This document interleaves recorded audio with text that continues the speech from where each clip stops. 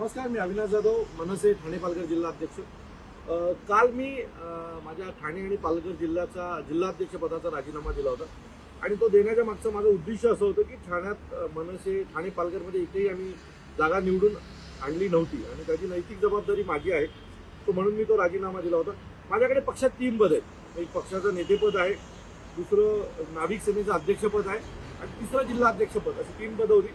So त्यातल्या एका पदाचा मी राजीनामा दिला होता आणि उर्वरित मी पक्षाचा नेता होतोच, तो मी नेता म्हणून देखील काम करू शकत होतो।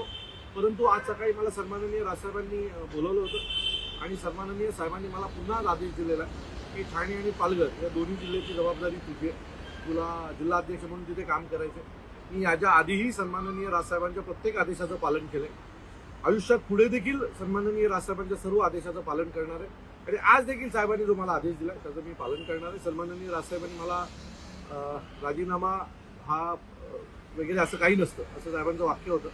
काम करत राहायचं असतं, यश जेव्हा मिळेल तेव्हा मिळेल। सो मी साहेबांच्या आदेशाचं पूर्ण पालन करून आजपासून पुन्हा ठाणे आणि पालघर या दोन्ही जिल्ह्यांमध्ये महाराष्ट्र नवनिर्माण सेना पूर्ण ताकदीने वाढवणार। आणि आणखी एक गोष्ट मी नेहमी सांगतो लोकांना, मला अनेक लोक फोन करतात आणि मला सांगतात की आमच्याकडे त्या वेळेला माझं एक वाक्य असतं की माझ्या रक्तात राज टाकले। सो माझ्या रक्तात राज टाकले, त्यामुळे कुठल्या जिल्हाध्यक्षपद गेल्याने माझी साहेबांवरची निष्ठा कमी होणार नव्हती किंवा साहेबांवरचं प्रेम कमी होणार नव्हतं। मी नेते म्हणून किंवा नाविक सेनेचा अध्यक्ष म्हणून किंवा महाराष्ट्र सैनिक म्हणून त्याच जोशात काम करणार होतो। पण आज पुन्हा एकदा सन्माननीय राजसाहेबांनी मला माझ्यावर विश्वास ठेवलेला आहे आणि पुन्हा एकदा मला जिल्हाध्यक्ष म्हणून काम पाहायला सांगितलेलं आहे। सो पूर्ण ताकदीने लढणार, सन्माननीय राजसाहेबांसाठी महाराष्ट्रभर फिरणार आणि त्याच्यासोबत महाराष्ट्र नवनिर्माण सेना पक्ष वाढवण्यासाठी ज्या काही गोष्टी कराव्या लागणार त्या करणार।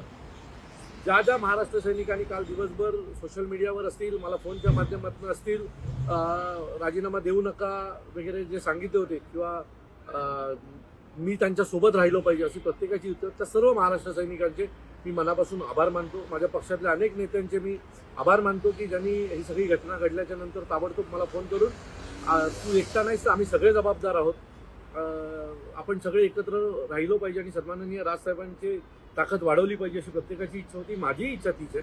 सो मी आजपासून पुन्हा जिल्हाध्यक्ष म्हणून काम करणार आहे, साहेबांच्या आदेशाचं पालन करणार आहे। लवकरच भेटू, तुर्तास थांबतो। जय हिंद, जय महाराष्ट्र।